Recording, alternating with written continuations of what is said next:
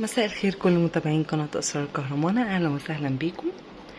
ليه جالك الشخص اللي بتفكر فيه في أحلامك؟ عشان إيه؟ تعالوا نشوف. ليه أنت الشخص دايما بتحلم بيه وبيجي دايما في أحلامك؟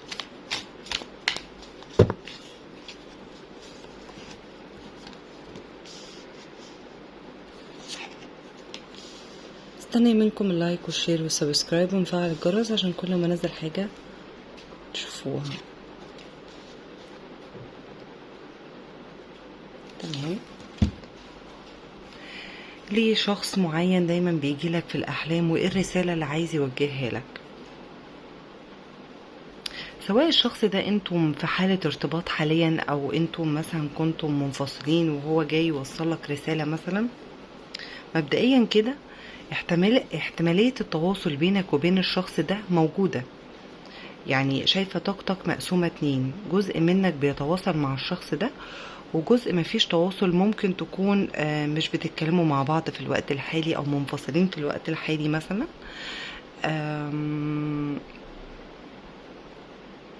الشخص ده شخص مشغول في حياته العملية ومدي شغل وقت كبير من حياته. ممكن يكون بيتعافى من مرض ما يعني.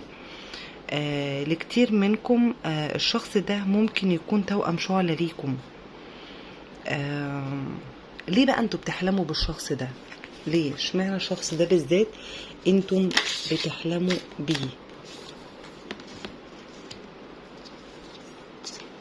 ليه الشخص ده بالذات انتوا بتحلموا بيه؟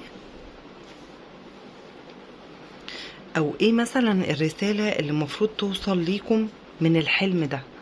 تمام. انا شايفة انك زعلان قوي من الشخص ده وحاسس بالانكسار منه، يعني قلبك وجعك منه. بس انا ممكن اسألك اقولك انت قلبك وجعك من الشخص ده، فانت تتظاهر وتقولي لا انا مش حاسس ان انا زعلان منه لدرجة ان انا قلبي موجوع. بس من جواك قلبك موجوع وبتداري، يعني بتداري احساس الوجع اللي انت حاسس بيه وبتحاول تظهر بموقف اقوى. حلمت ليه؟ لانك بتفكر في الشخص ده، بس الحقيقة هو اللي بيفكر فيك. يعني انت اوريدي في تفكير من ناحيتك للشخص ده، بس الشخص ده بيفكر فيك اكتر ما انت بتفكر فيه بشكل مضاعف. طاقة الشخص اللي حلمت بيه، الشخص ده بيحلم بيك نتيجة طاقة احلام جنسية.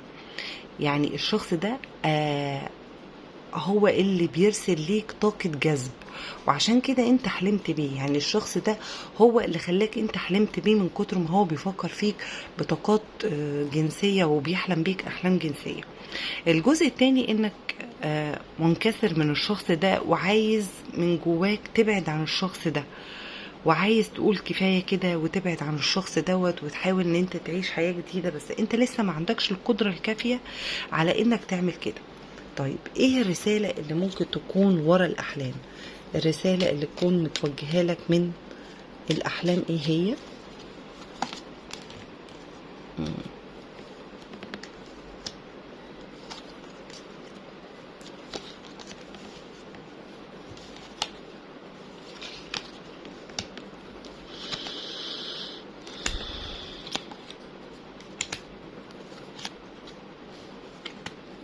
تمام. ايه هي الرسالة اللي ممكن تكون متوجهة لك من الاحلام دي؟ في حتة جوه روحك كده يعني هفهمها لكم. يعني في حتة كده جوه روحك بتحب تطمن على الشخص ده من وقت للتاني، وانت حاسس بالمسؤولية تجاه الشخص ده. يعني لما بيغيب عنك فترة بتبقى عايز تعرف يا ترى في حد في حياته او عايش ازاي. كأنك يعني كأنك ام ومسؤولة عن طفلها، آه، او اب ومسؤول عن بنته. يعني انتوا المشاعر مختلطة، حاسين بالمسؤولية ناحية الشخص دوت، ودايما حميمكم تعرفوا اخباره حتى لو انتوا مش على تواصل معاه في الوقت الحالي. آه، روح المسؤولية اللي انت بتفكر فيها تجاهه، وكأنك يعني حبك للشخص ده مش مشروط، وكأن رؤيتك للأحلام دي رسائل أو طريقة للتواصل. كمان الرسالة اللي انت لازم تعرفها انك لسه متخلصتش من حبك للشخص ده، وانك لسه بتفكر فيه، وعشان كده عقلك الباطن خلاك تحلم بالشخص ده. رسالة كمان اللي ممكن تكون من الأحلام دي، إنك مستحيل تكون حبيت حد بطريقة زي دي. يعني انت حبيت الشخص ده بطريقة قوية جدا جدا.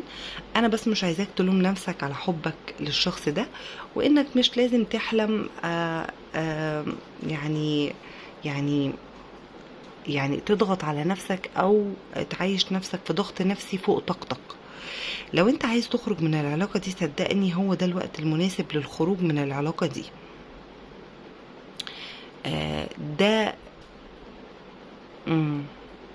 لو انت شايف نفسك بتلف في ده، يعني انا بقولك ان ده الوقت المناسب ان انت تخرج من العلاقة دي. لو انت شايف ان انت بتلف في دايرة مقفولة او مغلقة، يبقى خد القرار بالتخلي عن الشخص ده وبسرعة. في الاول الموضوع بيبقى صعب، بس بعد كده هتلاقي نفسك بجد مرتاح وعايش في استقرار نفسي. لان العلاقة دي كانت علاقة توكسيك وخدت من حياتك كتير. هتلاقي نفسك عايش في استقرار نفسي بعض الشيء. يعني مش هقولك ان انت على طول هتحس بالاستقرار النفسي ده، لان العلاقة دي طاقتها سلبية عليك. وما تبصش لورا ابدا. حتى لو جالك حنين للشخص ده لما حلمت بيه، يعني انت ممكن تكون لما حلمت بالشخص دوت فابتديت تفكر فيه، فابتدى يجيلك حنين للشخص ده. انا بقولك ما تبصش وراك. ابعد عن الطاقة دي، وحاول تعيش كأن ولا أي شيء حصل، ولا أكنك حلمت بأي حاجة. ازعل. آه بس زعلك ده ما ياخدش أكتر من يوم كامل. يعني ما تحاولش تطول في حزنك. كل حاجة في وقتها هتبقى صعبة بالنسبة لك قوي، لانك متعود على الشخص دوت. هو زي الروتين في حياتك، انت متعود او ما بتصحى بتكلمه، متعود قبل ما تنام بتقوله نمت اكلت عملت سويت. فبعد الشخص المفاجئ ده عنك بيتعب. بس تدريجيا هتلاقي نفسك كل ما بتقعد وكل ما الايام بتعدي انت بتفكر وتقول ازاي انا كنت رامي نفسي في حضن خرافات زي ديت، او ان الشخص ده بجد ما كانش يستاهلني، وان قرار البعد ده كان اسلم قرار. انت محتاج تشجع نفسك بس انك تخرجه من ذاكرتك، لان انت من كتر ما عقلك الباطن بيفكر في الشخص دوت، انت الاحلام بتوردك وبتحاصرك. فانت لو فعلا من جواك طردت الشخص ده من جواك، اكيد انت هتبطل تحلم بيه في الوقت ده. متشكرة جدا ليكم.